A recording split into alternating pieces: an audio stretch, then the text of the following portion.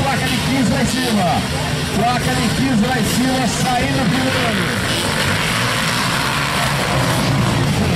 Saiu Júnior Maimone na primeira posição já. Olha só, Júnior Maimone na primeira posição. João Cardelli na segunda posição. E Chico na terceira posição. Marquinhos Loureiro na quarta.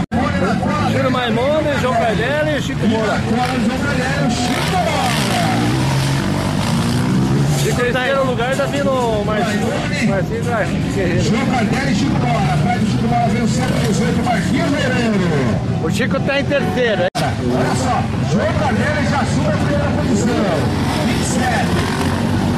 Já vem ali Chico Moura. O que aconteceu com o Maimone? 525 pintando ali. 53 na terceira posição.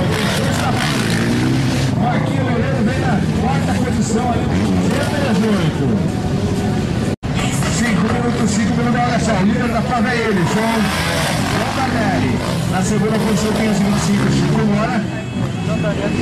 Olha só, Júnior Maimone recuperando aí na terceira posição. Vem placa de duas ali. Placa de duas do Chico Moura. Placa de duas do Chico Moura.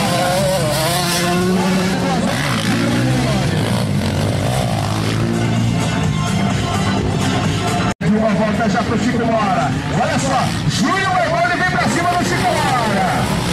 Júnior Maimone vem pra cima do Chico Moura.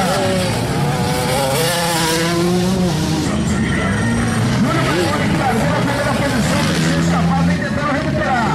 Fez um quarto, fez um terceiro. Olha só, número 50, 50, 51.